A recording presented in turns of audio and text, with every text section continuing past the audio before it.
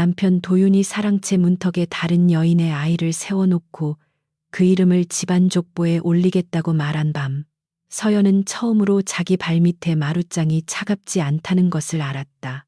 시어머니 말수는 그 아이의 어깨를 감싸며 친정도 없는 네가 무슨 말을 하겠느냐고 웃었고, 도윤은 고개조차 돌리지 않았다. 그런데 바로 그때 서연의 품속에는 죽은 마을 서기 한 노인이 남긴 낡은 종이 한 장이 들어있었다. 그 종이에는 도윤 집안 사람들이 평생 떠들던 높은 이름보다 더 위쪽에 서연이 어릴 때도 제대로 들어본 적 없는 외가의 이름이 흐릿하게 적혀 있었다. 서연은 그 글씨를 아직 아무에게도 말하지 않았다. 말하면 당장 찢길 것 같았고 숨기면 더 큰 날이 올 것 같았다. 그날 밤부터 오래된 기와집 안에서는 아이 울음보다 낮은 속삭임이 더 무겁게 돌기 시작했다. 해가 짧아지고 서리가 마당 끝 풀잎에 앉기 시작한 늦가을이었다. 비안골이라는 작은 마을은 낮에는 논두렁 사이로 마른 바람이 지나고 밤에는 뒷산 대숲이 서로 몸을 비비며 오래된 말을 하는 곳이었다. 마을 가운데에는 남씨 집안의 큰 기와집이 있었다. 사람들은 그 집을 윗집이라 불렀지만 담장 안에 사는 이들은 해마다 줄어드는 쌀독과 늘어나는 빈문서를 서로 모른 척하고 있었다. 서연은 그 집으로 시집 온 지 6해가 되었다. 그녀는 늘 해 뜨기 전에 일어나 우물에서 물을 길었고 부엌 아궁이에 불을 지폈으며 마당에 떨어진 감잎까지 말없이 쓸었다. 친정 이야기를 묻는 사람이 있으면 그녀는 그저 어머니가 일찍 돌아가셨습니다 하고 고개를 숙였다. 그 말이 끝나기도 전에 시어머니 말수는 기다렸다는 듯 끼어들어 그러니 우리 집 은혜로 먹고 사는 아이지라고 했다. 도윤은 처음부터 차가운 남편은 아니었다. 혼례 첫 해에는 서연이 밤늦게 바느질을 하면 등잔 심지를 잘라주기도 했고 장날 돌아오는 길에는 따뜻한 호떡 하나를 종이에 싸오기도 했다. 그러나 시간이 지나자 그는 집안 어른들의 눈치를 보며 서연의 편에서 한 걸음씩 물러났다. 아이가 생기지 않는다는 말이 돌자 그 물러섬은 곧 모른 척이 되었고 모른 척은 어느새 멸시가 되었다. 말수는 대청마루에 앉을 때마다 족보 이야기를 꺼냈다. 우리 남씨 집안은 이 골짜기에서 뿌리가 깊다. 아무나 들어와 앉는 자리가 아니다. 그녀는 그런 말을 할 때마다 서연을 곁눈질했다. 서연은 그 말이 자신을 향한 것임을 알았지만 찬물을 삼키듯 조용히 넘겼다. 이 집에서 오래 버티려면 말보다 손이 빨라야 했고 억울함보다 아궁이 불씨가 먼저 꺼지지 않아야 했다. 그런 어느 날 도윤은 사흘 동안 장에 간다며 집을 비웠다. 말수는 별일 아니라 했으나 서연은 남편의 두루마기에서 낯선 분 냄새가 난 것을 기억하고 있었다. 돌아온 도윤의 소매에는 아이 손이 잡아당긴 듯한 작은 얼룩이 묻어 있었다. 서연이 조심스레 물으려 하자 도윤은 눈을 피하며 쓸데없는 생각 말고 제사 준비나 해라라고 말했다. 그 한마디가 오히려 더 많은 말을 남겼다. 마을 우물가에서는 이미 소문이 돌고 있었다. 아랫마을 주막집 딸 미향이 남씨 집안 도련님과 자주 만난다는 말이었다. 미향은 젊고 고왔으며 웃을 때마다 눈꼬리가 가늘게 접혔다. 사람들은 그녀가 불쌍한 사정을 지녔다고도 했고 욕심이 많다고도 했다. 서연은 그런 말을 들을 때마다 물동이를 더 단단히 붙잡았다. 소문이 바람이라면 집안 여자의 마음은 그 바람을 제일 먼저 맞는 문풍지였다. 그날 저녁 도윤이 마당으로 들어왔을 때 그의 뒤에는 미향과 5살쯤 되어 보이는 사내아이가 서 있었다. 아이는 붉은 솜저고리를 입고 있었고 미향은 얼굴을 반쯤 숙인 채 얌전한 여인처럼 손을 모으고 있었다. 말수는 놀라지 않았다. 오히려 미리 준비한 듯 안방 문을 열어주었다. 서연은 부엌문 앞에 서서 그 모습을 보았다. 뜨거운 속김이 얼굴에 닿았지만 손끝은 얼음처럼 식었다. 도윤은 저녁상이 물러가기도 전에 말을 꺼냈다. 어머니 이 아이를 우리 집안에 드리겠습니다. 족보에도 올려야 합니다. 말수는 기다렸다는 듯 고개를 끄덕였다. 미양은 눈물을 보이려는 사람처럼 입술을 떨었지만 아이의 손은 놓지 않았다. 서연은 밥상 끝에 앉아 젓가락을 내려놓았다. 말수는 곧장 그녀를 보며 말했다. 네가 품지 못한 대를 다른 사람이 품고 온 것을 원망할 생각은 하지 마라. 서연은 한동안 아무 말도 하지 않았다. 대청에 모인 사람들은 그녀가 울거나 엎드려 빌 것이라 생각한 듯했다. 도윤도 그런 눈으로 그녀를 보았다. 그러나 서연은 천천히 물잔을 들어 한 모금 마셨다. 물이 목을 지나가자 마음속 먼지 낀 상자가 열리는 듯했다. 그 상자 안에는 몇 달 전 한석이가 숨을 거두기 전에 그녀에게 맡긴 작은 꾸러미가 있었다. 아직 풀지 못한 숙제 같은 꾸러미였다. 한석이는 마을에서 오래 문서를 맡아보던 노인이었다. 허리가 굽고 눈이 흐렸지만 어느 집론이 언제 팔렸는지, 어느 집딸이 어떤 사연으로 시집 갔는지까지 기억하는 사람이었다. 서연은 그가 병들어 누웠을 때 밤마다 묽은 죽을 끓여다 주었다. 한석이는 죽기 전날 떨리는 손으로 서연에게 기름종이에 싼 문서 조각을 주며 말했다. 네가 너무 낮은 자리에 앉아 있거든. 이 종이를 잊지 마라. 그때 서연은 그 말을 깊이 새기지 못했다. 한석이가 늙어 헛말을 하는 것이라 여겼다. 문서 조각도 열어보지 않은 채 옥에 깊숙이 넣어 두었다. 하지만 도윤이 미양의 아이를 족보에 올리겠다고 한 순간 그 말이 부엌 아궁이 속남은 불씨처럼 되살아났다. 낮은 자리에 앉아 있거든 잊지 말라던 말. 서연은 그 말이 단순한 위로가 아니라 오래된 경고였음을 어렴풋이 깨달았다. 말수는 다음 날부터 미양을 며느리처럼 대했다. 안채 겹방을 내주고 새 요를 깔아주고 아이에게는 도윤이 어릴 때 쓰던 작은 목침까지 꺼내주었다. 서연이 쓰던 반종고리는 어느새 미양의 방 앞에 놓였고 서연이 맞던 안방 등잔도 미양의 손에 넘어갔다. 말수는 서연이 잠시라도 멈춰서면 집에 남아있으려면 내 몫은 해야지 라고 말했다. 서연은 대답 대신 마당에 낙엽을 쓸었다. 도윤은 사람들 앞에서 미양을 감싸며 아이를 향해 부드러운 목소리를 냈다. 그 목소리는 서연이 오래전에 잃어버린 남편의 목소리와 닮아 있었다. 아이는 죄가 없었다. 서연은 그 아이의 겁먹은 눈을 볼 때마다 마음이 아팠지만 그 아이를 앞세워 자신의 자리를 빼앗으려는 어른들의 손은 똑똑히 보았다. 누구도 아이를 위해 울지 않았다. 모두 자기 욕심을 위해 아이의 이름을 빌리고 있을 뿐이었다. 마을에는 새 족보를 쓴다는 말이 퍼졌다. 남씨 집안이 드디어 대를 이을 아들을 얻었다는 말도 돌았고 아이 없는 며느리는 물러날 때가 되었다는 말도 돌았다. 우물가 안악들은 서연이 지나가면 물 뺏는 손을 멈추고 눈치를 보았다. 어떤 이는 안쓰럽다 했고 어떤 이는 팔자라 했다. 서연은 아무 말 없이 물동이를 이고 돌아왔다. 등 뒤의 말들은 돌멩이처럼 작아 보였지만 마음에 닿으면 모두 멍이 되었다. 그날 밤 서연은 처음으로 옥계에 깊숙이 넣어둔 꾸러미를 꺼냈다. 기름종이는 오래된 냄새가 났고 손끝에 닿는 감촉은 마른 나뭇잎처럼 부서질 듯했다. 그녀는 등잔을 가까이 당기고 조심스레 매듭을 풀었다. 그 안에는 완전한 책이 아니라 찢긴 족보 한 장과 짧은 메모가 들어 있었다. 글씨는 흐렸지만 몇몇 이름은 또렷했다. 그중 하나가 바로 서연의 돌아가신 어머니가 자주 부르던 외가의 성이었다. 서연은 처음엔 눈을 의심했다. 그녀의 외가 이름 위에는 마을 오래된 집안들의 이름이 차례로 이어졌고 그 아래쪽에 남씨 집안의 옛 이름이 작게 적혀 있었다. 더 이상한 것은 남씨 집안 옆에 빚을 갚고 의탁했다는 짧은 기록이 붙어 있었다는 점이었다. 서연은 글을 많이 배우지 못했지만 숫자와 이름 날짜 정도는 알아볼 수 있었다. 그녀는 등잔불 앞에서 오랫동안 숨을 고르며 종이를 바라보았다.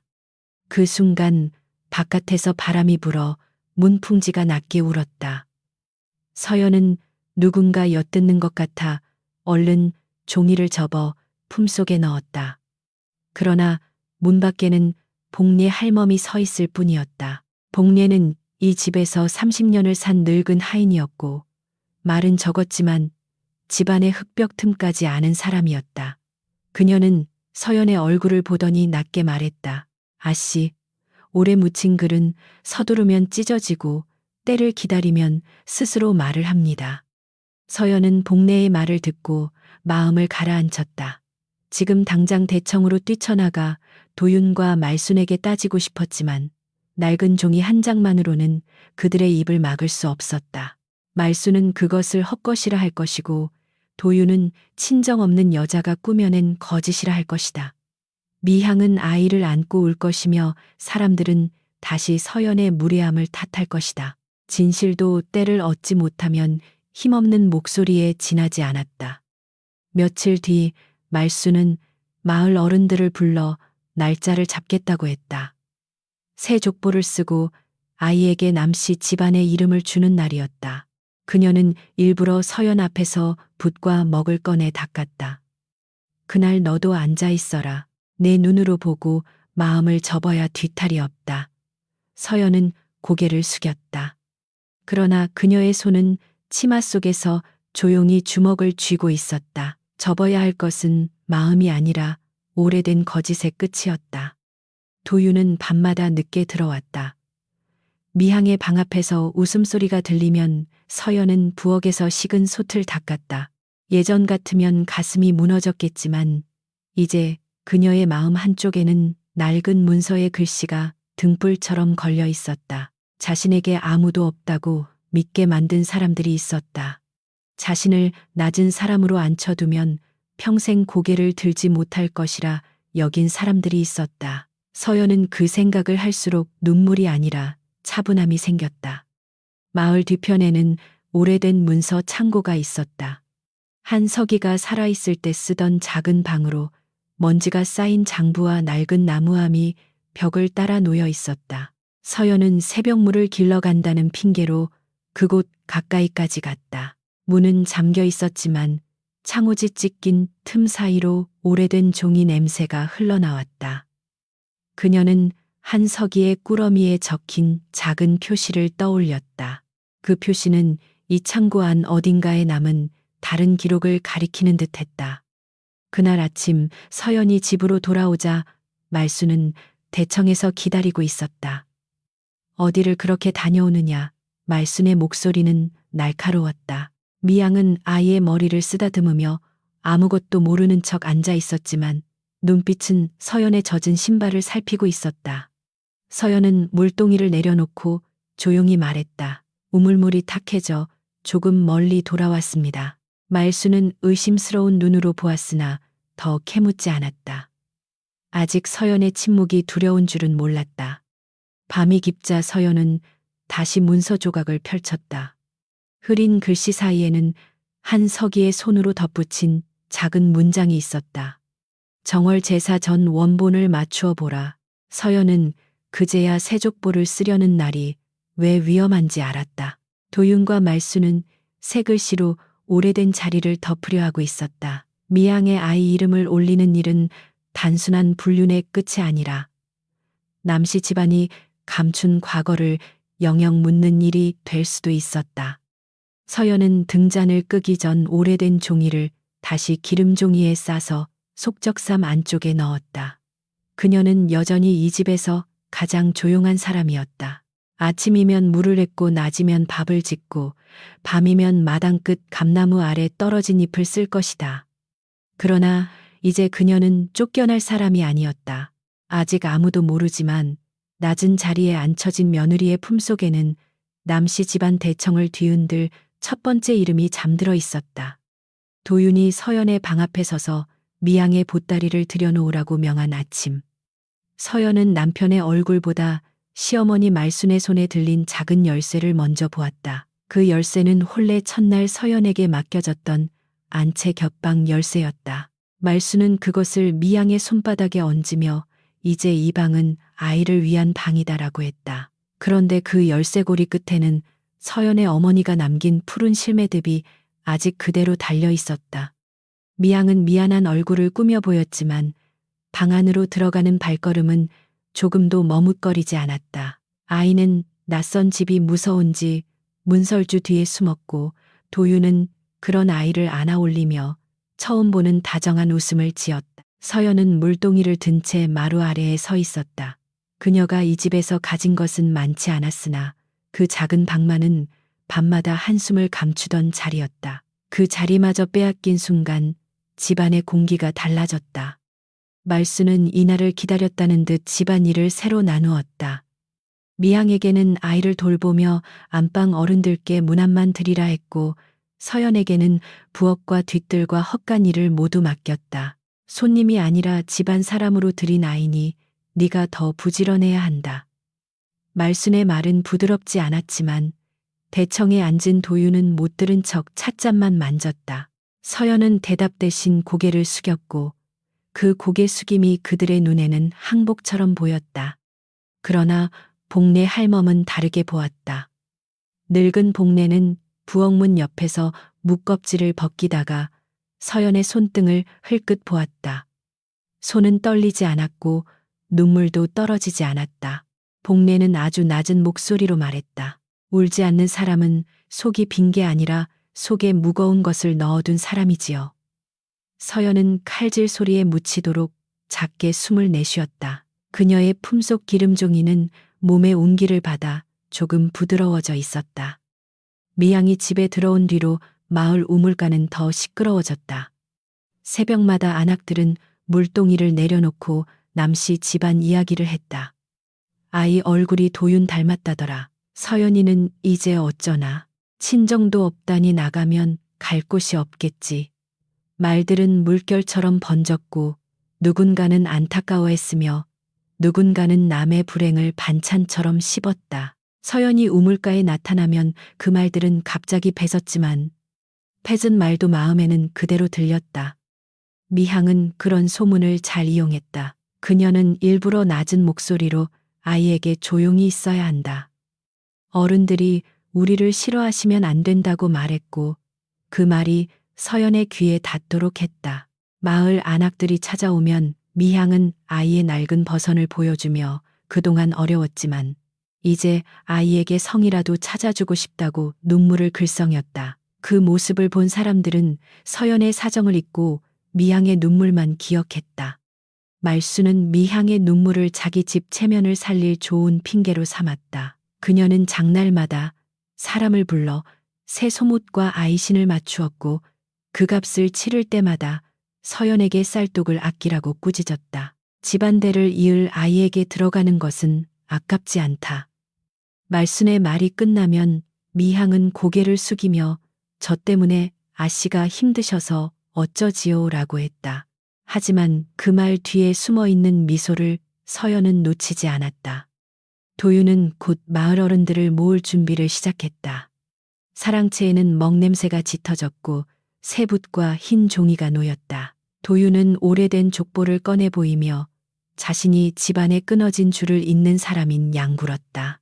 그러나 서연은 그 족보의 종이가 지나치게 새롭다는 것을 알아보았다. 옛 물건이라 하기에는 먹빛이 덜 마른 듯했고 몇몇 이름의 획이 다른 손으로 덧칠된 흔적도 있었다. 서연은 그날 밤 도윤이 잠든 뒤 사랑채 문틈 사이로 희미한 등불을 보았다. 안에는 말순과 도윤 그리고 마을 필경꾼 박씨가 앉아 있었다. 박씨는 술 한 잔을 받고 붓을 들고 있었고 말순은 오래된 이름 몇 개를 손가락으로 짚으며 낮게 말했다. 이 줄은 지워도 된다. 알아볼 사람은 이제 없다. 서연은 숨을 죽였다. 한 서기가 남긴 종이의 의미가 점점 또렷해지고 있었다. 다음 날 아침 미향은 서연의 반쟁고리에서 음반을 하나가 없어졌다고 소란을 피웠다. 사실 그것은 미향이 전날 밤 자기 소매 속에 숨긴 물건이었다. 그녀는 아이 앞에서 울먹이며 제가 들어온 지 얼마 되지 않아 이런 일이 생기니 마음이 아픕니다라고 말했다. 말수는 기다렸다는 듯 서연을 불러 세웠다. 남의 물건에 손대는 버릇까지 있었느냐. 도유는 한숨을 쉬며 시선을 피했다. 서연은 가만히 미양을 바라보았다. 은바늘 하나쯤은 대단한 물건이 아니었지만 그 작은 바늘은 서연을 도둑으로 만들기에 충분했다. 미양은 약한 척하면서도 사람들 앞에서 서연의 이름을 더럽히는 법을 알고 있었다. 서연은 억울하다고 소리치지 않았다. 대신 미향의 소매 끝에 걸린 푸른 실 한 올을 보았다. 그것은 자기 반윤고리 안에 남아있던 실과 같은 색이었다. 서연은 마음속으로 그 색을 조용히 새겼다. 복례 할멈은 사람들이 흩어진 뒤 부엌으로 들어와 아궁이에 장작을 넣었다. 불이 붙자 그녀의 주름진 얼굴이 잠시 붉게 떠올랐다. 복례는 서연에게 눈을 들지 않은 채 말했다. 작은 바늘을 숨기는 사람은 큰 종이도 바꿀 수 있습니다. 그 한마디에 서연은 가슴이 서늘해졌다. 미양이 단지 방을 차지하려는 여인이 아니라 말순과 함께 더 큰 일을 꾸미는 손이라는 것을 알게 되었기 때문이다. 며칠 뒤 미양은 아이를 데리고 마을 서당 앞을 지나며 일부러 사람들에게 인사를 했다. 곧 남씨 집안 아이로 글을 배우게 될 것입니다. 그녀는 겸손한 말투였지만 이미 이긴 사람처럼 허리를 폈다. 아이는 뜻도 모르고 어른들이 시키는 대로 절했다. 서연은 멀리서 그 모습을 보았다. 아이를 미워할 수 없다는 생각이 다시 찾아왔다. 하지만 죄 없는 아이를 앞세워 남의 자리를 짓밟는 어른들은 용서할 수 없었다.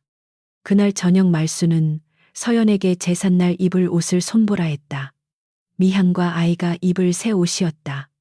서연은 붉은 끝동을 만지며 바느질했다. 말수는 옆에서 말했다. 네가 고운 손으로 이 아이 옷을 지어주면 네 복도 조금은 남을 것이다. 그 말은 위로가 아니라 조롱이었다. 서연은 바늘을 멈추지 않았다. 한 땀 한 땀 꿰맬 때마다 미양이 숨긴 은바늘과 푸른 실이 떠올랐다. 밤이 깊어 모두 잠든 뒤 서연은 뒤뜰 장독대 옆으로 나갔다. 문서 창고 열쇠를 가진 사람은 이제 아무도 없다 했지만 한석이의 메모에는 다른 길이 적혀 있었다. 장독대 아래 오래된 돌 하나가 조금 떠 있었고 그 밑에는 녹슨 작은 쇠고리가 숨겨져 있었다. 서연은 손톱에 흙이 들어가도록 돌을 밀었다. 쇠고리에 묶인 가느다란 끈 끝에는 오래된 창고 뒷문 열쇠가 달려 있었다. 서연은 심장이 크게 뛰는 것을 누르며 문서 창고로 향했다. 달은 구름에 가려 있었고 뒷산 대나무 그림자가 길게 흔들렸다. 창고 뒷문은 오랫동안 열리지 않은 듯 뻑뻑했지만 열쇠는 맞았다. 안으로 들어가자 먼지가 목을 찔렀고 오래된 장부들이 벽마다 쌓여 있었다. 한석이가 살아있을 때 맡아보던 세월이 그 안에 잠들어 있었다. 서연은 등잔을 켜지 못하고 작은 불씨만 손바닥으로 가렸다. 창고 안쪽 나무함에는 한석이의 표시와 같은 칼집 무늬가 새겨져 있었다. 서연은 떨리는 손으로 함을 열었다. 그 안에는 여러 집안의 혼인 기록과 땅 문서, 그리고 오래된 원본 족보 조각들이 묶여 있었다. 남씨 집안의 이름도 보였고 그 옆에 서연 외가의 이름도 보였다. 더욱 분명한 글씨로 적힌 문장은 그녀의 숨을 텄게 했다. 남씨 집안은 흉년에 서연 외가의 곡식과 땅을 빌려 살아남았다고 적혀 있었다. 그 기록 아래에는 한석이의 아버지 이름과 오래전 마을 원로들의 손도장이 찍혀 있었다. 서연은 그것을 보는 순간 자신이 그동안 들어온 말들이 얼마나 거칠게 꾸며진 것인지 알았다. 친정 없는 여자, 뿌리 없는 여자, 남의 집 은혜로 먹고 사는 여자라는 말은 모두 누군가에게 편한 거짓이었다. 오히려 남씨 집안은 서연의 피부치가 베푼 은혜 위에 대청을 세우고 그 은혜를 지우기 위해 그녀를 낮춰 불렀던 것이다. 서연은 원본을 모두 가져갈 수 없었다. 종이는 오래되어 잘못 만지면 찢어질 듯 했다. 그녀는 한석이가 남긴 작은 헝겊 주머니를 찾아 그 안에 가장 중요한 조각 2장만 조심스럽게 넣었다. 하나는 남씨 집안의 의탁 기록이었고 다른 하나는 서연 외가의 이름이 위쪽 줄에 적힌 원본 족보의 일부였다. 나머지는 다시 함 안에 넣고 먼지 자국까지 손으로 고르게 펴두었다. 들키면 모든 것이 끝이었다. 창고를 나오려는 순간 바깥에서 발소리가 들렸다. 서연은 숨을 삼키고 나무암 뒤로 몸을 낮췄다. 문틈 사이로 희미한 등불이 비쳤고 미향의 목소리가 들렸다. 정말 그 늙은 서기가 남긴 것이 없을까요? 이어 말순의 낮은 목소리가 따라왔다. 있어도 알아볼 사람은 없다. 그 문서만 찾으면 불에 넣어 버리면 된다. 서연은 입술을 깨물었다. 그들이 찾는 것이 바로 자신의 품속에 있었다. 말순과 미향은 오래 머물지 않았다. 문이 잠겨 있는 것을 보고는 돌아갔지만 그들의 대화는 서연에게 충분했다. 미향은 우연히 집 안에 들어온 여인이 아니었다. 그녀는 말순의 묵인 속에 오래된 문서의 존재까지 알고 있었다. 도윤이 어디까지 아는지는 아직 알 수 없었지만 그가 침묵한 것만으로도 죄가 가볍지 않았다. 서연은 그날 밤 창고 뒤편 흙길을 따라 돌아오며 처음으로 두려움보다 분노를 더 크게 느꼈다. 새벽녘 집으로 돌아온 서연은 속적삼 안쪽에 문서 조각을 숨기고 부엌으로 들어갔다. 아궁이에 불을 붙이자 연기가 눈을 찔렀다. 그녀는 눈물이 나는 척할 수 있어 오히려 다행이라 생각했다. 얼마 지나지 않아 말순이 부엌 문을 열고 들어왔다. 밤새 어디 있었느냐? 서연은 쟤를 고르며 대답했다. 불씨가 꺼져 새벽부터 다시 살렸습니다. 말순은 의심스러운 눈으로 보았으나 재 묻은 손과 젖은 눈을 보고 돌아섰다. 그날부터 미향은 서연을 더 세게 몰아붙였다. 부엌에 일부러 그릇을 깨뜨리고 서연이 미끄러뜨렸다 했고 아이가 울면 서연이 무섭게 봤다고 했다. 말순은 그때마다 미향의 말을 믿었고 도윤은 지친 사람처럼 그만 조용히 넘어가라고만 했다. 서연은 매번 고개를 숙였지만 고개 숙인 눈으로는 사람들의 발끝을 살폈다. 누가 어디에 서고 누가 누구의 말에 먼저 반응하는지 그녀는 하나씩 기억했다. 며칠 뒤 마을 어른 중 가장 나이 많은 최노인이 집을 찾아왔다.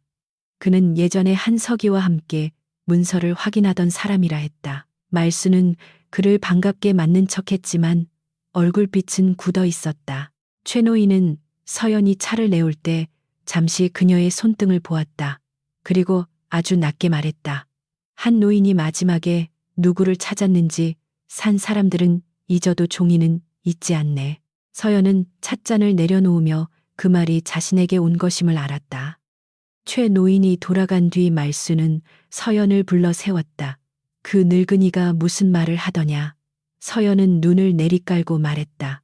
차가 식기 전에 드시라 하셨습니다. 말수는 믿지 않는 표정이었지만 더 캐묻지는 못했다. 미양은 옆에서 아이의 옷깃을 정리하며 조용히 입술을 깨물었다. 그날 저녁부터 말수는 문서 창고 열쇠를 다시 찾으라며 하인들을 부리기 시작했다. 집안의 거짓이 자기 그림자에 놀라 흔들리기 시작했다. 서연은 이제 제삿날이 단순한 모욕의 날이 아니라 모든 것을 밝힐 유일한 날이라는 것을 알았다. 마을 어른들이 모이고 친척들이 앉고 새 족보가 펼쳐지는 자리에서만 오래된 종이는 힘을 얻을 수 있었다. 혼자 말하면 거짓이라 몰릴 것이고 방 안에서 보이면 찢길 것이다. 사람들 앞에서 읽혀야 했다. 서연은 밤마다 문서 조각을 꺼내 글씨를 익혔다.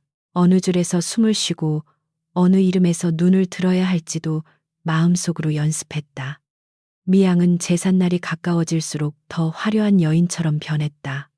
머리에 새 비녀를 꽂고 아이에게 남씨 집안의 작은 두루마기를 입혀보았다. 도윤은 그 모습을 보며 마음이 놓인 듯했지만 서연의 침묵은 점점 견디기 어려운 듯했다. 어느 밤 그는 부엌 앞에 서서 말했다. 네가 조용히만 있으면 굶어 죽게 하지는 않겠다. 서연은 솥뚜껑을 닫으며 대답했다. 사람이 밥만으로 사는 줄 아셨습니까? 도윤은 그 말에 잠시 굳었다. 예전의 서연이라면 그런 말을 하지 않았을 것이다. 그는 무엇인가 묻고 싶어 했지만 미양이 사랑채에서 부르는 소리에 결국 돌아섰다. 서연은 그의 뒷모습을 보며 마음이 아프지 않은 것은 아니었다. 한때 남편이라 믿었던 사람이었다. 그러나 남편이라는 이름으로 사람을 낮추고 다른 여인을 들이고 거짓 족보로 집안의 허물을 덮으려 한다면 그 이름은 더 이상 방패가 될 수 없었다. 제삿날 전날 밤 복례 할멈은 서연에게 낡은 비단 보자기를 건넸다. 이 집에 처음 오시던 날 아씨 친정에서 가져온 것 중 하나입니다. 마님이 버리라 했지만 제가 두었습니다. 보자기 안에는 푸른 실매듭과 같은 색의 작은 놀이개가 있었다. 서연은 그것을 보는 순간 어머니의 손냄새를 기억했다. 복례는 문간 쪽을 살피며 말했다. 내일은 손에 든 것이 아니라 등에 진 세월을 보이셔야 합니다. 그 밤 서연은 오래 잠들지 못했다. 안채에서는 미양의 웃음소리가 작게 새어나왔고 사랑채에서는 도윤이 붓과 먹을 정리하는 소리가 들렸다. 말수는 아마 새벽까지 족보의 빈칸을 머릿속으로 채우고 있을 것이다. 서연은 문서 조각과 놀이개를 차례로 보자기에 싸서 품에 넣었다. 바깥에는 서리가 내렸고 감나무 가지 끝에 마지막 잎 하나가 버티고 있었다. 서연은 그 잎처럼 조용히 그러나 끝까지 떨어지지 않기로 했다. 시어머니 말순이 제삿날 아침 서연의 속적삼을 뒤지라고 하녀를 부른 순간 서연은 남편 도윤보다 먼저 미양의 눈빛이 흔들리는 것을 보았다. 말순은 집안 물건을 훔긴 며느리가 무슨 제사상 앞에 앉느냐고 소리를 높였고 미양은 아이를 품에 안은 채 눈물을 꾸몄다. 그런데 서연이 말없이 소매에서 꺼낸 것은 훔치는 바늘이 아니라 한 서기의 손도장이 찍힌 낡은 봉투였다. 그 봉투를 본 순간 마루 끝에 서 있던 최 노인의 얼굴이 굳었다. 도윤은 아직 그것이 무엇인지 몰랐지만 말수는 마치 뜨거운 솥뚜껑을 만진 사람처럼 손을 움찔했다. 서연은 봉투를 다시 품에 넣으며 조용히 말했다. 아직 제 앞에서 여실 물건은 아닙니다. 그 한마디에 대청의 공기는 더 차가워졌다.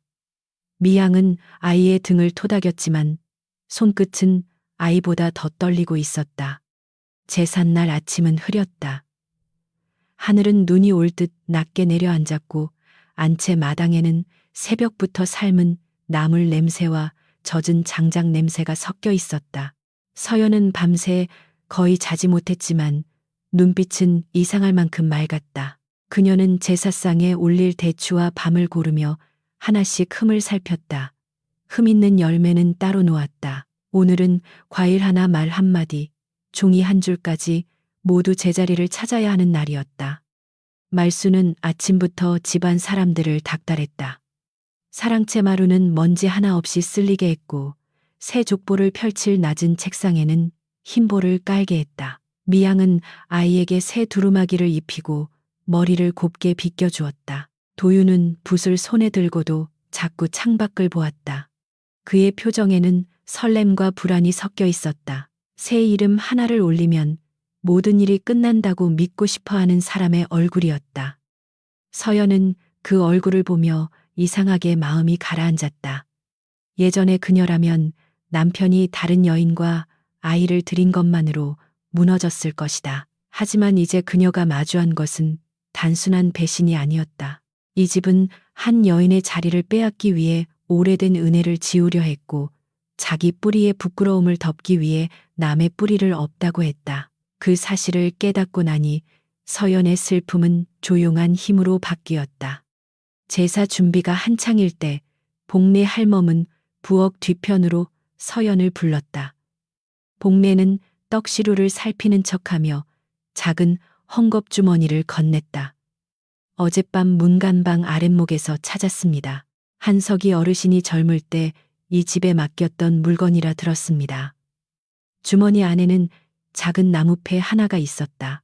오래되어 색은 검게 변했지만 거기에는 서연 외가의 문양과 남씨 집안의 옛 표시가 함께 새겨져 있었다.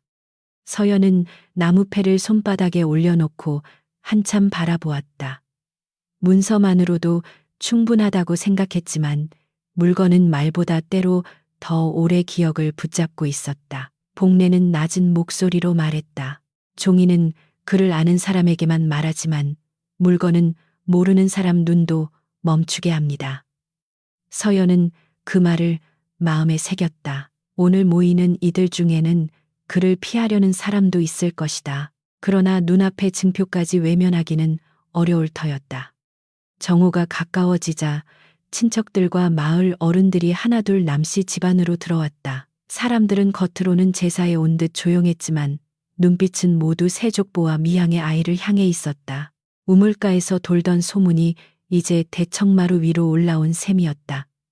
어떤 이는 서연을 안쓰럽게 보았고 어떤 이는 이미 물러날 여인처럼 보았다. 서연은 부엌문 곁에 서서 그 눈들을 하나씩 받아냈다. 오늘은 피하지 않기로 마음먹은 날이었다. 최 노인은 가장 늦게 들어왔다. 그는 낡은 지팡이를 짚고 천천히 마당을 지나며 서연 앞에서 잠시 멈췄다. 말은 길지 않았다. 글씨는 늙어도 순서는 늙지 않네. 서연은 그 한마디에 고개를 깊이 숙였다. 최 노인은 한 서기의 벗이었고 오래전 마을 원본을 함께 보았던 마지막 사람 중 하나였다. 그가 자리에 앉자 말순의 입가가 굳었다. 미향도 그 노인의 얼굴을 알아본 듯 시선을 내렸다. 제사가 시작되기 전 도윤은 사람들 앞에 서서 짐짓 엄숙한 목소리로 말했다.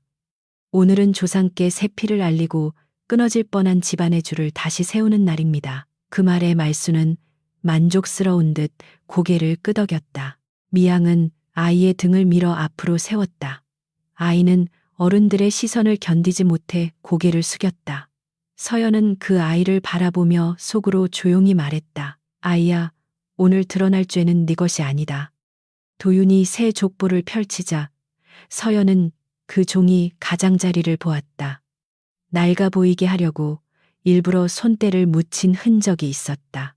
먹빛은 일정하지 않았고 지워진 줄 위에 새 글씨를 덧댄 부분이 희미하게 솟아 있었다. 필경꾼 박 씨는 사람들 뒤편에 앉아 눈을 피하고 있었다. 서연은 그의 손끝이 떨리는 것을 보았다. 진짜 종이를 만져본 사람은 가짜 종이를 펼칠 때 먼저 손이 흔들리는 법이었다. 말수는 붉은 도장을 도윤 앞에 밀어놓으며 말했다. 서둘러라. 어른들 앞에서 오래 끌 일이 아니다. 도윤은 붓을 들고 아이의 새 이름을 쓰려 했다. 바로 그때 서연이 앞으로 한 걸음 나왔다. 사람들의 숨이 동시에 갰는 듯했다. 말수는 눈썹을 치켜 올리며 소리쳤다.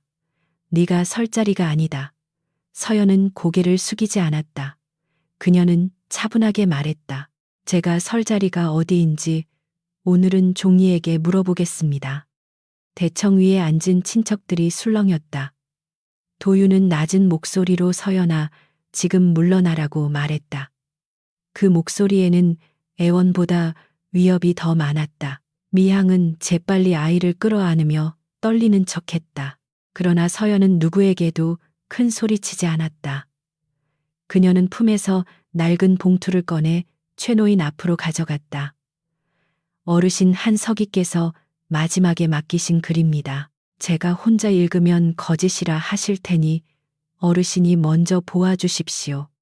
최 노인은 두 손으로 봉투를 받았다. 낡은 종이를 다루는 그의 손은 놀라울 만큼 조심스러웠다. 봉투가 열리자 마른 종이 냄새가 대청에 퍼졌다. 모두가 숨을 죽였다. 최 노인은 글씨를 따라 천천히 눈을 움직였다. 한참 뒤 그의 입술이 떨렸다. 이것은 한석이의 글씨가 맞네. 말순이 곧바로 끼어들었다. 늙은이가 죽기 전 헛것을 적은 것입니다. 최 노인은 그녀를 보지 않고 말했다. 손도장은 헛것을 찍지 않소. 그 말에 대청이 다시 술렁였다. 도윤의 얼굴은 점점 굳어졌다. 서연은 두 번째 문서 조각을 꺼냈다. 그것은 원본 족보의 일부였다. 서연은 그것을 펼쳐 보이며 말했다. 저는 글을 많이 배우지 못했습니다. 그러나 이름이 위에 있는지 아래에 있는지는 압니다. 그녀의 목소리는 낮았지만 또렷했다. 여기 적힌 이 이름은 제 외가의 이름입니다. 그리고 그 아래에 남씨 집안의 옛 이름이 있습니다. 친척들 사이에서 누군가 헛기침을 했다. 어떤 이는 종이를 보려고 몸을 앞으로 기울였고 어떤 이는 말순의 얼굴만 살폈다. 말순은 입술을 깨물며 말했다. 그런 낡은 조각으로 집안의 순서를 흔들 수 없다. 서연은 그 말을 기다렸다는 듯 나무패를 꺼냈다. 그래서 물건도 함께 있습니다. 검게 변한 나무패가 대청 가운데 놓이자 최 노인은 지팡이를 꼭 쥐었다. 이 문양은 예전에 곡식 창고 인장으로 쓰던 것이네. 서연은 차분히 말을 이었다. 제 어머니는 살아계실 때 친정 이야기를 거의 하지 않으셨습니다. 저는 그 침묵이 가난 때문인 줄 알았습니다. 하지만 한석이께서 남긴 기록에는 다르게 적혀 있습니다. 흉년이 들었을 때 남씨 집안은 제 외가의 곡식과 땅의 의지에 살아남았습니다. 그 은혜를 기록한 문서가 있었고 그 문서가 사라진 뒤부터 저는 친정 없는 여자라고 불렸습니다. 미양은 이때 조용히 울기 시작했다. 저는 아무것도 모릅니다. 아이에게 성을 찾아주려 했을 뿐입니다. 그 말은 사람들의 마음을 다시 흔들려는 것이었다. 그러나 서연은 미양을 향해 고개를 돌렸다. 모르셨다면 어젯밤 문서 창고 앞에서 왜 그 종이를 찾으셨습니까? 미양의 울음이 순간 맺었다. 말순도 숨을 삼켰다. 도윤은 놀란 얼굴로 미양과 어머니를 번갈아 보았다. 그제야 그는 모든 일이 자기 생각보다 깊었다는 것을 깨달았다. 말순은 벌떡 일어나 서연을 향해 손을 뻗었다. 입을 함부로 놀리지 마라. 네가 밤중에 창고를 뒤진 것을 내가 모를 줄 아느냐. 서연은 물러서지 않았다. 제가 찾은 것은 태워 없애려던 진짜 기록입니다. 어머님께서 찾으신 것도 그 기록이었지요. 대청에 앉은 사람들은 더 이상 단순한 집안 다툼으로 볼 수 없었다. 한 여자를 내쫓는 말 뒤에 오래된 문서를 없애려는 손이 있었다. 그때 필경꾼 박 씨가 자리에서 일어났다. 그의 얼굴은 창백했고 손에는 먹이 묻어 있었다. 그는 말순을 보며 떨리는 목소리로 말했다. 마님, 저는 이름 몇 줄만 고치면 된다 하셔서 그런 줄 알았습니다. 원본이 따로 있는 줄은 몰랐습니다. 말순은 그를 매섭게 노려보았지만 이미 늦었다.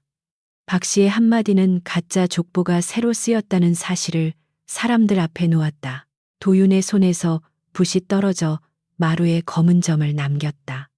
최 노인은 원본 조각과 새 족보를 나란히 놓고 오래 살폈다. 그리고 아주 천천히 말했다. 획이 다르고 종이 결이 다르며 지운 자리가 있다. 이것은 이어 쓴 족보가 아니라 덮어 쓴 종이네. 그 말이 떨어지자 친척들 사이에서 낮은 탄식이 번졌다. 누군가는 말순을 향해 눈을 돌렸고 누군가는 도윤에게 혀를 찼다. 도윤은 더 이상 집안의 줄을 잇는 사람처럼 보이지 않았다.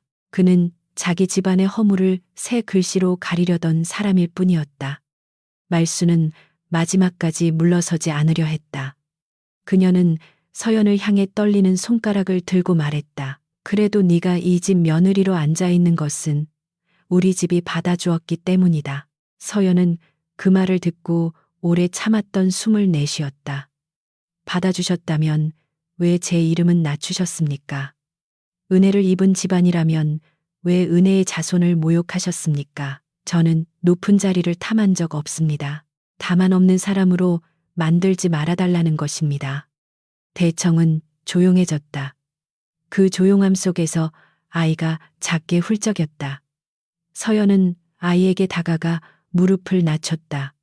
너는 어른들의 죄 때문에 부끄러워할 필요 없다. 하지만 남의 이름을 밟고 올라가는 법은 배우면 안 된다. 아이는 뜻을 다 알지 못하면서도 서연의 눈을 피하지 않았다. 미양은 아이를 급히 끌어당기려 했지만 사람들의 시선 때문에 그러지 못했다. 그 순간 서연은 자신이 미워하는 것이 아이가 아니라 아이를 방패로 삼은 거짓임을 모두에게 보였다. 도윤은 한참 뒤에야 입을 열었다. 서연아, 그 문서들을 내게 주면 내가 알아서 정리하겠다. 그의 목소리는 낮고 조심스러웠지만 서연은 그 안에 남은 욕심을 들었다. 알아서 정리한다는 말은 다시 덮겠다는 뜻일 수도 있었다. 서연은 고개를 저었다. 오늘부터 이 문서는 저 혼자도 서방님 혼자도 갖지 않을 것입니다. 마을 어른들과 함께 원본을 맞추고 한 서기의 기록대로 다시 확인해야 합니다. 최 노인이 즉시 고개를 끄덕였다. 그 말이 옳네. 족보는 한 집안의 자랑으로만 쓰이면 독이 되고 사실을 지키는 데 쓰이면 약이 되지. 그의 말에 몇몇 어른들도 동의했다. 말수는 자리에 주저앉았다. 미양은 울음을 멈추고 입술을 깨물었으며 도유는 마루에 떨어진 붓을 주워 들지도 못했다. 새 이름을 쓰려던 책상 위에는 아무 이름도 올라가지 않았다. 빈칸은 그대로 남아 거짓이 멈춘 자리처럼 보였다. 그날 제사는 예정대로 치러지지 못했다. 조상에게 올릴 술잔은 식었고 나물 접시는 마른 빛을 띄었다. 그러나 누구도 음식을 탓하지 않았다. 사람들은 낡은 문서와 나무패 새 족보에 지운 흔적을 차례로 확인했다. 서연은 대청 끝에 앉아 있었지만 더 이상 밀려난 사람처럼 보이지 않았다.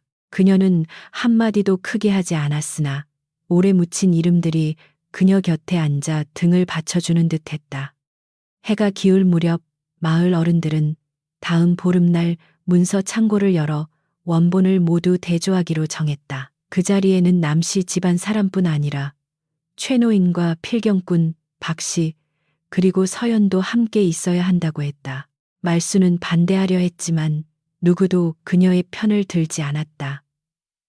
도유는 어머니를 말리지도 서연에게 사과하지도 못한 채 멍하니 앉아 있었다. 미양은 아이의 손을 잡고 곁방으로 돌아갔으나 예전처럼 당당하지 않았다. 밤이 되자 집안은 이상할 만큼 조용했다. 서연은 부엌에서 식은 밥을 데우고 남은 나물을 작은 그릇에 담았다. 복리 할멈이 들어와 말없이 아궁이에 장작을 넣었다. 불꽃이 다시 살아나자 부엌벽에 두 사람의 그림자가 흔들렸다. 복례는 한참 뒤 말했다. 오늘은 문서가 말을 했으니 내일은 사람이 값을 치르게 될 겁니다. 서연은 그릇을 내려놓으며 조용히 대답했다. 값을 치르더라도 아이만은 다치지 않았으면 합니다. 그날 밤 서연은 자기 방으로 돌아가지 않았다. 미양에게 빼앗긴 곁방이 아니라 부엌 옆 작은 방에서 잠시 등을 기대었다. 그녀는 품속의 문서를 꺼내 다시 살폈다. 낡은 종이는 오늘 사람들 앞에서 떨렸지만 찢어지지 않았다. 서연도 그랬다. 아직 모든 것이 끝난 것은 아니었다. 말순이 숨긴 원본이 더 있을 것이고 도윤이 얼마나 알고 있었는지도 밝혀야 했다. 그러나 첫 번째 거짓은 이미 사람들 앞에서 금이 갔다. 새벽이 가까워질 무렵 바람이 담장 넘어 대나무를 흔들었다. 서연은 눈을 감고 어머니의 얼굴을 떠올리려 했다. 선명한 기억은 많지 않았지만 푸른 실매듭을 만지던 손끝만은 또렷했다. 어머니는 왜 외가 이야기를 숨겼을까? 부끄러워서가 아니라 딸이 그 이름 때문에 또 다른 욕심에 휘말리지 않기를 바랐을지도 모른다. 서연은 문서를 다시 접으며 마음속으로 말했다. 어머니, 이제 이름을 숨기지 않겠습니다. 보름날 문서 창고 앞에 온 마을 어른들이 모였을 때 시어머니 말수는 아직도 서연을 부엌 계집처럼 세워 두려 했다. 그녀는 도윤에게 새 족보를 들게 하고 미양에게 아이 손을 잡게 하며 오늘은 집안 망신을 씻는 날이라고 말했다.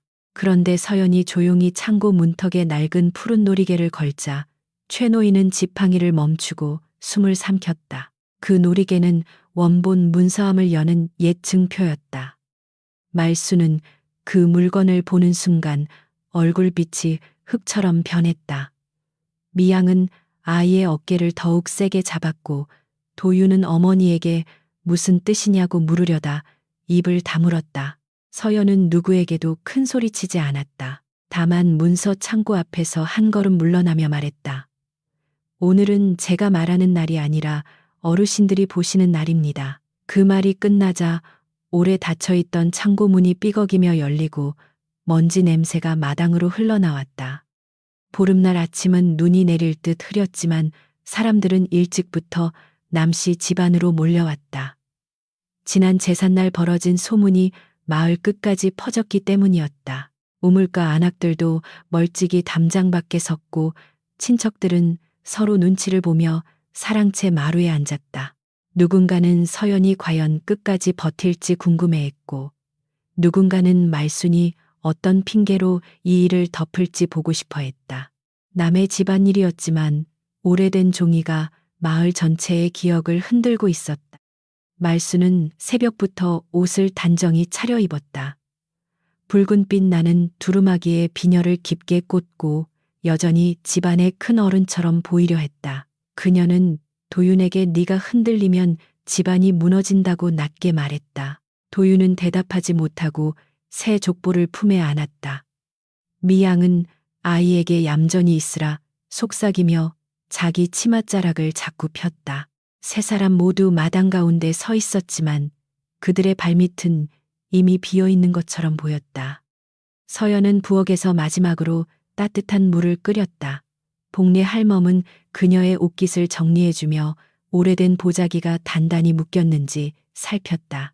서연은 오늘도 화려한 옷을 입지 않았다. 낡은 연한 저고리와 깨끗이 빨아 말린 치마뿐이었다.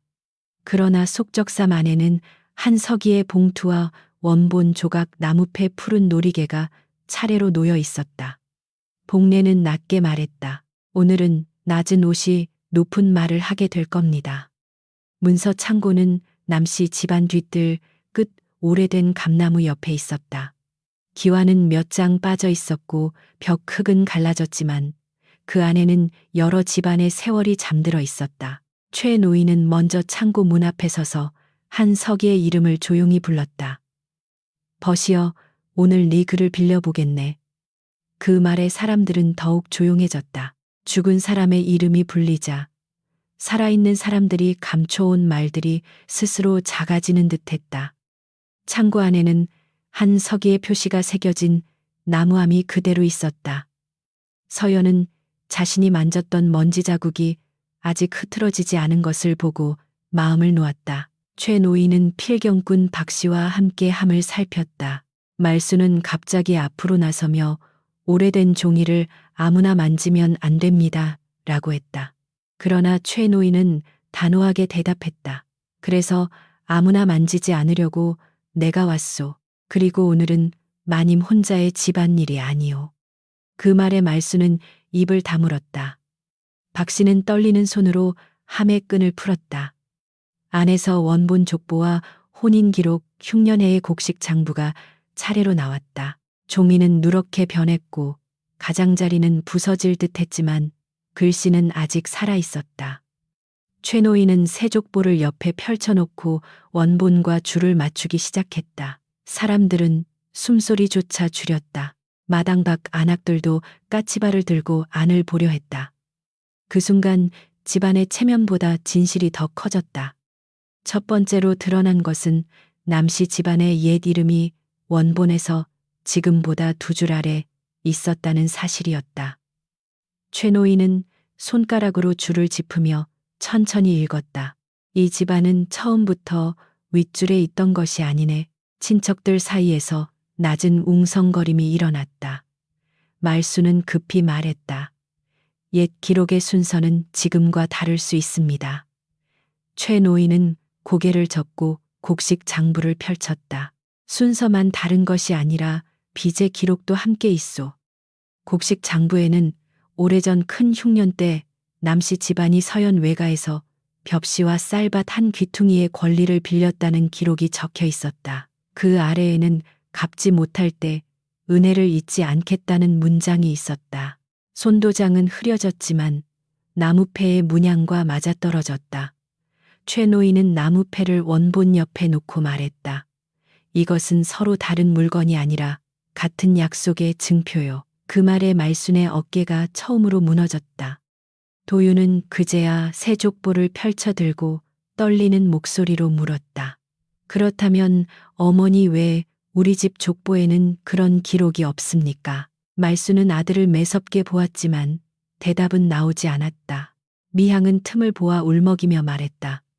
저와 아이는 그런 옛일과 상관없습니다. 아이에게는 아버지의 이름이 필요할 뿐입니다. 하지만 박 씨가 조용히 고개를 들었다. 아씨, 그 아이 이름을 넣을 자리 때문에 지우라 하신 줄이 바로 이 기록 곁이었습니다. 미양의 얼굴에서 피가 가셨다. 그녀는 박 씨를 향해 무슨 말을 그렇게 하십니까? 라고 했지만 목소리는 전처럼 부드럽지 않았다. 박 씨는 더 이상 뒤로 물러서지 않았다. 마님과 미양아 씨께서 함께 계신 자리에서 들었습니다. 서연아 씨, 외가 줄이 남아 있으면 아이를 올리기 어렵다고 하셨습니다. 마당에 있던 사람들의 눈이 미향에게 쏠렸다. 그녀가 약한 여인처럼 꾸몄던 눈물은 그 순간 물기 없는 거짓으로 보였다. 말수는 분노에 떨며 박 씨를 꾸짖었다. 너 같은 필경꾼이 감히 우리 집안을 팔아먹느냐. 박 씨는 고개를 숙였지만 물러서지 않았다. 제가 받은 술값보다 한석이 어르신께 배운 글값이 더 큽니다. 그 한마디에 최 노인의 눈이 젖었다.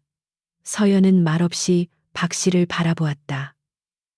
죄를 저지른 사람도 때로는 진실 앞에서 늦게라도 멈출 수 있었다. 그러나 말수는 아직 멈추지 못했다. 그녀는 끝까지 서연을 겨누었다. 그래도 저 아이가 남씨 핏줄이라면 족보에 못 올릴 까닭이 없다. 말순의 목소리는 갈라졌지만 고집은 남아 있었다. 도유는 아이를 바라보았다. 아이는 어른들의 말 속에서 자기 이름이 칼처럼 오가는 것을 모르고 울먹이고 있었다. 서연은 그 모습을 보며 가슴이 아팠다. 그녀는 아이에게 다가가지 않고 대신 최노인에게 물었다. 어르신 이름을 올리는 일은 진실을 지운 뒤에도 할 수 있는 것입니까? 최노인은 고개를 저었다. 핏줄을 논하려면 먼저 집안이 제 허물을 바로 세워야 하네. 거짓으로 한 사람의 이름을 없애고 다른 이름을 올리면 그 이름도 평생 흔들리지. 그 말에 친척들도 하나둘 고개를 끄덕였다. 도유는 처음으로 아이 앞에 무릎을 낮추었다. 그러나 그 손은 아이를 안으려는 손인지 자기 잘못을 붙잡으려는 손인지 알 수 없었다. 미향은 아이를 뒤로 빼며 도윤을 노려보았다. 그때 복리 할멈이 조용히 앞으로 나왔다. 평생 부엌과 뒤뜰을 오가던 늙은 하인이 사람들 앞에 서자 말수는 더욱 불편한 얼굴이 되었다. 복례는 품에서 작은 천조각을 꺼냈다. 그것은 서연의 어머니가 혼례 때 가져온 보자기 끝부분이었다. 복례는 말했다. 마님께서 그날 이것을 버리라 하셨습니다. 친정 없는 여자처럼 보여야 집안에서 오래 눌러둘 수 있다 하셨지요. 마당은 숨을 잃은 듯 조용해졌다. 서연은 처음 듣는 말에 가슴이 먹먹해졌다. 그녀가 친정의 흔적을 스스로 잃은 줄 알았는데 누군가 일부러 지웠던 것이다. 말수는 복례에게 달려들 듯 했지만 최 노인이 지팡이를 세워 막았다. 늙은 입이라고 모두 거짓을 말하는 것은 아니요. 복례는 서연을 향해 고개를 숙였다. 제가 그때 막지 못했습니다. 다만 한 조각이라도 남겨야 훗날 아씨가 자기 이름을 잊지 않으실 것 같았습니다. 도유는 어머니를 향해 천천히 돌아섰다. 정말입니까? 서연이 가진 것을 어머니가 없애셨습니까? 말수는 아들의 눈을 피했다. 오랜 세월 집안의 체면을 앞세워 사람들을 눌러왔던 여인이 처음으로 대답을 찾지 못했다. 그녀는 결국 낮게 말했다. 집안을 위해서였다. 가난한 친정 이야기가 알려지면 네 앞길에 해가 될 줄 알았다. 서연은 그 말에 조용히 고개를 들었다. 가난이 아니라 은혜였으니 해가 된 것은 거짓입니다. 그 한마디는 대청보다 넓게 퍼졌다. 친척 중 한 사람이 한숨을 쉬며 말했다. 은혜를 감춘 집안이 무슨 높은 집안이겠소. 또 다른 사람은 새 족보를 밀어내며 이 종이는 오늘 쓸 수 없소라고 했다. 말수는 더 이상 명령할 수 없었다. 그녀가 앉아있던 큰 자리도, 그녀가 믿던 붉은 도장도, 그녀가 무기로 삼던 족보도 모두 사람들 앞에서 힘을 잃었다. 오래된 집은 무너진 것이 아니라 거짓으로 덮인 기둥이 드러난 것이었다. 미향은 마지막으로 도윤에게 매달렸다. 당신이 약속했잖아요. 아이를 집안에 세워주겠다고 했잖아요. 도윤은 그녀를 바라보았지만 예전처럼 감싸지 못했다. 그는 아이를 향해 미안하다라고만 했다. 미향은 그 말이 자신을 밀어내는 말임을 알았다. 그녀는 눈물을 흘렸으나 이번 눈물은 사람들의 마음을 움직이지 못했다. 최 노인은 차분히 말했다. 아이의 먹을 것과 배움은 따로 논하되 오늘 족보에 이름을 올리는 일은 멈추시오. 도윤은 고개를 숙였다. 그 순간 그는 남편으로서도 아들로서도 집안의 주인으로서도 실패한 사람처럼 보였다. 서연은 그를 미워하고 싶었지만 마음 한쪽에서는 오래된 정이 재처럼 남아 있었다. 그러나 재가 남았다고 다시 불을 피워야 하는 것은 아니었다. 그녀는 도윤에게 말했다. 서방님께서 정말 아이를 생각하신다면 거짓 자리부터 주지 마십시오. 그리고 저에게 사과하기 전에 제 이름을 지운 일을 바로 잡으십시오. 도윤은 천천히 무릎을 꿇었다. 사람들 앞에서 한 집안 남자가 아내에게 무릎을 꿇는 일은 가벼운 일이 아니었다. 친척들이 놀라 숨을 들이켰고 말수는 얼굴을 돌렸다. 도윤은 낮게 말했다. 내가 네 편에 서지 않았고 네 이름을 낮추는 말에 침묵했다. 그 침묵도 죄였다. 서연은 그 말을 들었지만 곧장 용서한다 하지 않았다. 용서는 말 한마디로 열리는 문이 아니라 오래 걸어 돌아와야 하는 길이었다. 최 노인은 그 자리에서 결정들을 정리했다. 새 족보는 거두어 불태우지 않고 증거로 보관하기로 했다. 원본 족보와 흉년 장부는 마을 어른들 입회 아래 다시 묶어 문서 창고에 두기로 했다. 서연 외가의 이름은 남씨 집안 은혜 기록과 함께 다시 적어두어야 했다. 미양의 아이 문제는 아이의 먹고 사는 길을 따로 마련하되 거짓 족보로 집안 자리를 빼앗지 않기로 했다. 누구도 크게 반대하지 못했다. 말수는 결국 안채 큰방 열쇠를 내놓았다.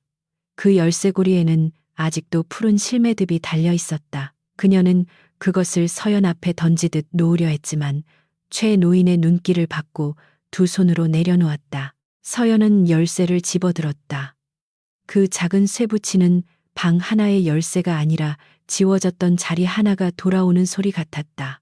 미양은 곁방에서 보따리를 챙겼고 아이는 아무 말 없이 작은 목침을 품에 안았다. 서연은 아이에게 다가가 목침을 빼앗지 않았다. 오히려 작은 보자기에 따뜻한 주먹밥 2개를 싸서 건넸다. 미향은 놀란 눈으로 그녀를 보았다. 서연은 조용히 말했다. 아이에게 배고픔까지 벌로 주지는 마십시오. 그러나 다시 남의 이름을 밟고 들어오지는 마십시오.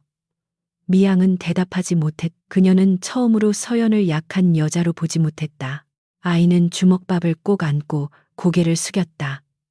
그 모습에 마당의 긴장도 조금 누그러졌다. 미양이 문 밖으로 나가자 말수는 비틀거리며 안방 문턱에 앉았다. 그녀가 평생 지키려던 체면은 그 문턱 아래 떨어져 있었다. 도윤은 어머니를 부축하려 했으나 최 노인이 막았다. 오늘은 앉을 자리를 스스로 낮추는 법도 배워야 하네. 말수는 아무 말도 하지 못했다. 서연은 그 모습을 보고도 기뻐하지 않았다. 사람을 무너뜨리는 것보다 어려운 일은 무너진 자리에서 다시 거짓이 자라지 않게 하는 일이었다. 해가 지기 전에 사람들은 하나둘 집을 떠났다. 마당에는 밟힌 흙자국과 식은 차냄새 먼지, 묻은 문서함만 남았다. 복례 할멈은 부엌으로 들어가 다시 불을 지폈고 서연은 말없이 제사상에 올리지 못한 나물과 밥을 데웠다.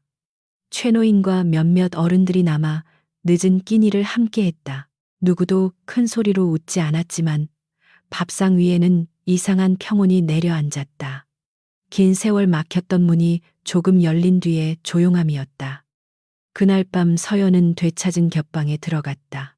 방 안에는 미양이 급히 떠나며 남긴 옅은 분 냄새가 남아 있었고 벽 틈에는 오래전 서연이 꽂아둔 바늘 하나가 그대로 있었다. 그녀는 창을 열어 찬바람을 들이고 방을 천천히 쓸었다. 푸른 실매듭이 달린 열쇠를 문고리에 걸자 작은 금속 소리가 났다. 서연은 그 소리를 오래 들었다. 그것은 승리의 소리라기보다 잃어버린 이름이 집으로 돌아오는 소리였다. 도윤은 밤늦게 방문 밖에 섰다. 그는 들어오지 못하고 문 밖에서 말했다. 서연아, 내가 무엇부터 해야 하겠느냐? 서연은 문을 열지 않은 채 대답했다. 내일 아침 문서 창고부터 다시 정리하십시오. 그리고 어머님이 지은 제 친정 물건을 찾으십시오. 사과는 그 뒤에 들을 수 있습니다. 도윤은 한참 말이 없다가 그리하겠다고 했다. 서연은 그 약속을 믿겠다 하지 않았다. 다만 처음으로 남편이 명령이 아닌 대답을 했다는 것만 기억했다. 밤이 깊어지자 눈이 아주 조금씩 내리기 시작했다. 감나무 가지 위에 흰 가루가 앉고 장독대 뚜껑에도 얇은 빛이 쌓였다. 서연은 문서 조각을 다시 보자기에 싸서 상자에 넣었다.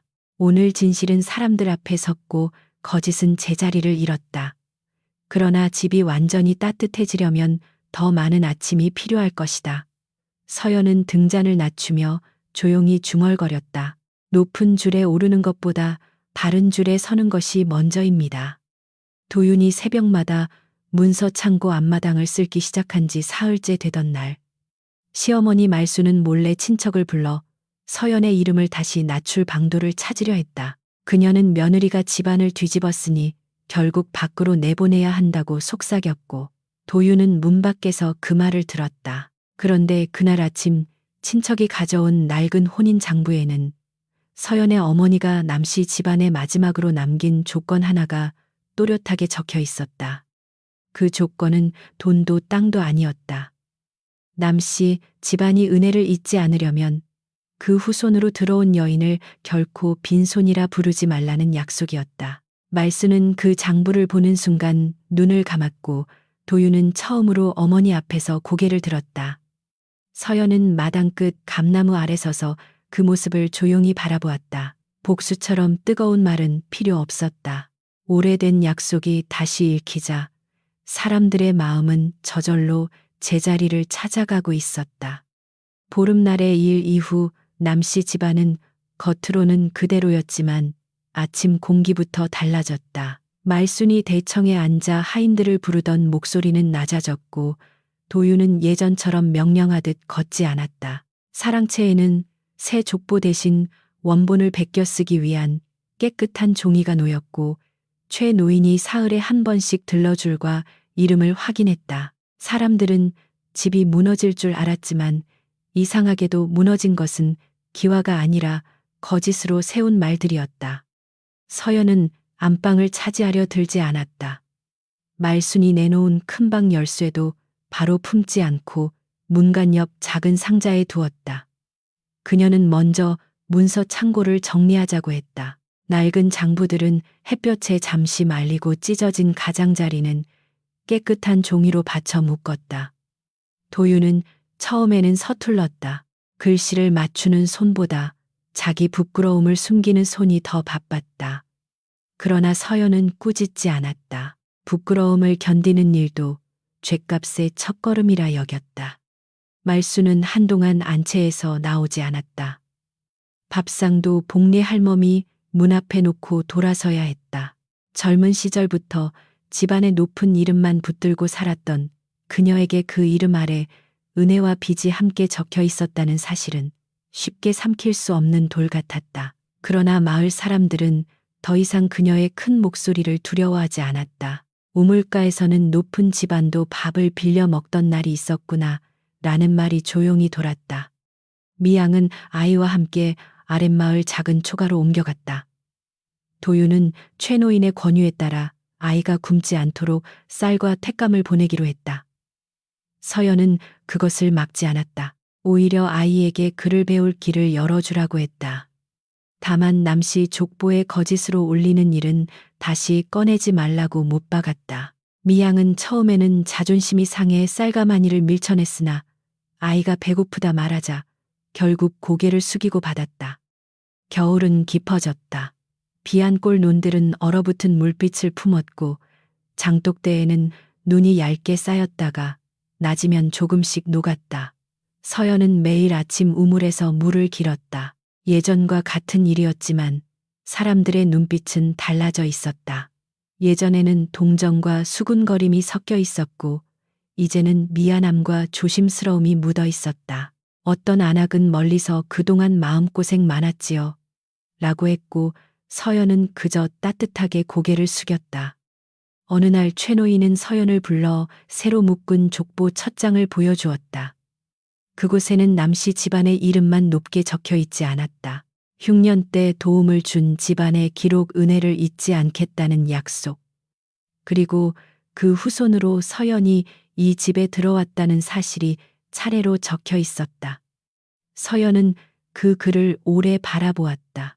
이름이 높이 올라간 기쁨보다 드디어 자기 삶이 남의 입이 아니라 종이 위에 바르게 놓였다는 안도감이 컸다. 도윤은 그 옆에서 조용히 서 있었다. 그는 며칠째 말수가 줄었다. 예전처럼 변명하지도 않았고 서연에게 용서를 재촉하지도 않았다. 문서 창고를 정리하고 지워진 혼례 물건을 찾고 말순이 버리라 했던 보자기 조각들을 하나씩 찾아냈다. 어떤 것은 이미 사라졌고 어떤 것은 먼지 속에 남아 있었다. 도윤은 사라진 것들을 볼 때마다 더 오래 침묵했다. 사람은 잃어버린 뒤에야 자기가 무엇을 짓밟았는지 알 때가 있었다. 서연은 도윤의 침묵을 쉽게 믿지 않았다. 그러나 그 침묵을 비웃지도 않았다. 그녀는 저녁마다 부엌에서 밥을 지었고 밥상에는 예전보다 조금 더 따뜻한 국을 올렸다. 말순의 그릇에도 같은 국을 담았다. 다만 예전처럼 눈치를 보며 숟가락을 놓지 않았다. 서연은 이제 시어머니가 먹을지 말지까지 두려워하지 않았다. 밥을 차리는 일은 낮은 사람의 일이 아니라 살아있는 집을 다시 숨쉬게 하는 일이었다. 말순은 어느 저녁 처음으로 부엌 문턱까지 나왔다. 그녀는 한참 동안 서연의 등을 바라보다가 쉰 목소리로 말했다. 내 어미 물건을 더 찾았다. 말순의 손에는 낡은 비녀 하나가 들려 있었다. 은빛은 검게 죽었지만 끝에는 푸른 실이 감겨 있었다. 서연은 말없이 두 손으로 받았다. 말순은 사과라는 말을 바로 하지 못했다. 대신 그때는 내가 집안을 지키는 줄 알았다고 했다. 서연은 낮게 대답했다. 사람을 지워서 지키는 집은 오래가지 못합니다. 그 말에 말순은 처음으로 눈을 내렸다. 늙은 시어머니의 얼굴에는 도끼보다 피로가 많았다. 서연은 그 모습을 보며 마음이 이상했다. 오랫동안 자신을 찌른 사람이 약해졌다고 해서 지난 상처가 사라지지는 않았다. 그러나 상대가 무릎 꿇는 모습을 보는 것만으로 평생이 편해지는 것도 아니었다. 그녀가 바라는 것은 말순의 몰락이 아니라 이 집 안에서 다시는 누구도 뿔이 없다는 말로 짓밟히지 않는 일이었다. 정월이 가까워 오자 마을에서는 작은 잔치를 하자는 말이 나왔다. 거창한 잔치가 아니라 문서 창고 정리가 끝난 것을 기념해 어른들에게 따뜻한 밥을 대접하는 자리였다. 서연은 처음엔 사양했지만 최노인이 말했다. 기록은 창고에만 두면 다시 먼지가 않네. 사람들 입에도 바르게 남겨야 하네. 그래서 서연은 복리 할멈과 함께 밑살을 씻고 물을 썰고 장독에서 오래 익은 된장을 꺼냈다. 부엌에는 오랜만에 부드러운 김이 가득 찼다. 잔칫날 미양도 아이 손을 잡고 멀찍이 찾아왔다. 그녀는 예전처럼 고운 비단을 입지 않았고 얼굴에도 꾸민 눈물이 없었다. 사람들의 시선이 부담스러운지 문 밖에만 서 있었다. 서연은 그녀를 안으로 부르지 않았지만 아이에게 따뜻한 국 한 그릇과 떡을 내보냈다. 미양은 고개를 숙이며 받았다. 그 짧은 고개 숙임에는 패배도 있었고 조금 늦게 배운 부끄러움도 있었다. 서연은 그것으로 충분하다고 생각했다. 도윤은 그날 사람들 앞에서 새로 정리한 기록을 읽었다. 목소리는 처음엔 흔들렸지만 점점 또렷해졌다. 그는 남씨 집안이 흉년 때 은혜를 입었다는 사실, 그 은혜의 후손인 서연을 낮춰 불렀던 잘못 거짓으로 족보를 고치려 했던 일을 숨기지 않았다. 말수는 안채 문가에 앉아 그 말을 들었다. 그녀는 고개를 들지 못했지만 예전처럼 아들의 말을 막지도 않았다. 그것은 그녀가 할 수 있는 첫 번째 속죄였다. 사람들은 식사를 하며 낮은 목소리로 이야기했다. 누군가는 서연의 어머니 이야기를 물었고 누군가는 한 서기의 꼼꼼함을 칭찬했다. 최 노인은 따뜻한 술잔을 들고 말했다. 은혜를 받은 집이 그 은혜를 적어두면 부끄러운 것이 아니라 사람답게 사는 법을 배운 것이요. 그 말에 모두 고개를 끄덕였다. 서연은 밥을 더 퍼담으며 마음속 깊은 곳에서 작은 매듭 하나가 풀리는 것을 느꼈다. 그날 밤 잔치가 끝나고 사람들의 발자국이 눈 위에 희미하게 남았다. 복례 할멈은 빈 그릇을 씻으며 웃었다. 오늘 밥맛이 참 좋았습니다. 서연도 조용히 웃었다. 예전에는 부엌일이 끝나면 몸이 무겁기만 했는데 오늘은 피곤함 속에도 따뜻함이 있었다. 도유는 마당에서 장작을 패고 있었다. 능숙하지 않아 자꾸 빗돌게 쪼개졌지만 그는 다시 도끼를 들었다. 서연은 그 모습을 보고 아무 말 없이 따뜻한 차 한 잔을 문가에 놓아두었다. 말수는 그 차를 보더니 한참 뒤 서연을 불렀다. 안방은 네가 맡아라.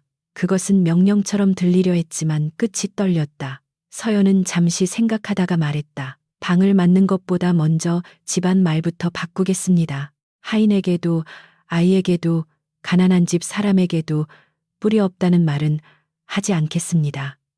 말수는 입술을 움직였지만 반박하지 못했다.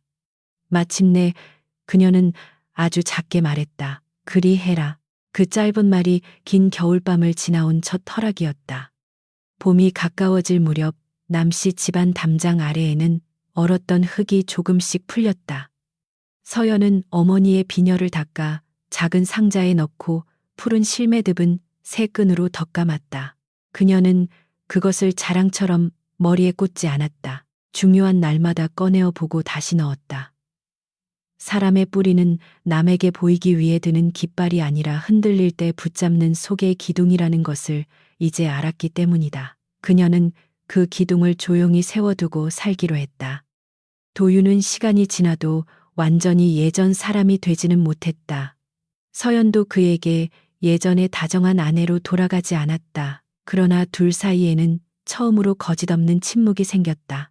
도유는 묻지 않고 문서 정리를 도왔고 서연은 대답을 서두르지 않았다. 어느 저녁 도윤이 언젠가 네가 다시 나를 남편으로 불러줄 수 있겠느냐고 묻자 서연은 밥솥 뚜껑을 덮으며 말했다. 사람은 이름보다 행동으로 먼저 돌아와야 합니다. 그 말에 도윤은 고개를 숙였고 더 묻지 않았다. 서연은 그가 상처받았는지 살피지 않았다. 예전의 자신이었다면 남편의 표정 하나에 마음을 접었겠지만 이제는 자기 마음의 속도도 귀히 여길 줄 알았다. 용서는 남을 위한 선물인 동시에 자신을 속이지 않는 일이어야 했다. 그녀는 도윤에게 길을 닫지 않았지만 서둘러 열지도 않았다.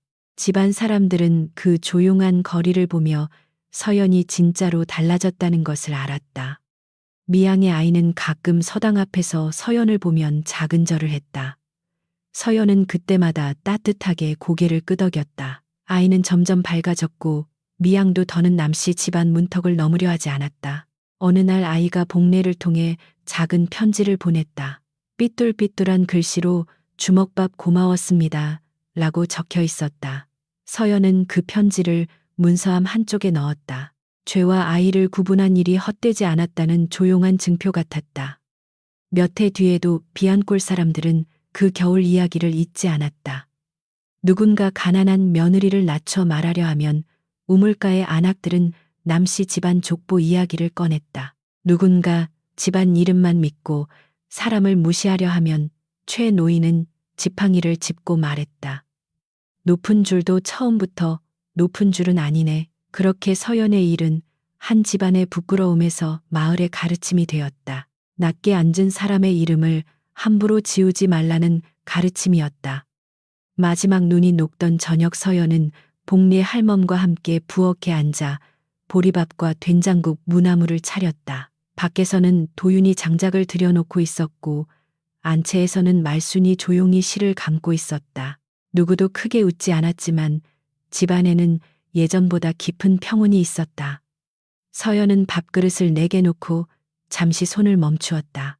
이 집은 아직 완전하지 않았지만 이제 거짓말 하나로 누군가를 내쫓는 집은 아니었다. 그녀는 어머니의 비녀가 든 작은 상자를 바라보며 조용히 말했다. 사람의 자리는 남이 낮춘다고 낮아지는 것이 아니고 종이에 없다고 사라지는 것도 아니구나. 복례 할멈은 된장국을 저으며 미소 지었다. 맞습니다. 오래된 이름은 땅속 물길 같아서 막아도 언젠가는 다시 솟지요. 서연은 따뜻한 밥김 속에서 눈을 감았다. 마음속 깊은 곳에서 어머니의 손이 한 번 등을 쓸어주는 것 같았다. 그날 밤 남씨 집안의 등잔은 오래도록 부드럽게 타올랐다. 말수는 처음으로 서연이 차린 밥상 앞에서 고맙다고 말했다.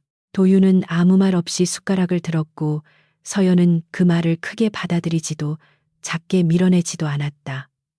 그저 따뜻한 국이 식기 전에 모두 먹기를 바랐다. 밖에는 봄바람이 장독대 사이를 지나갔고 감나무 가지 끝에는 아주 작은 새순이 맺혀 있었다. 사람을 낮추려던 족보는 끝내 낮게 앉아있던 여인의 이름을 가장 바른 자리에 올려놓았다.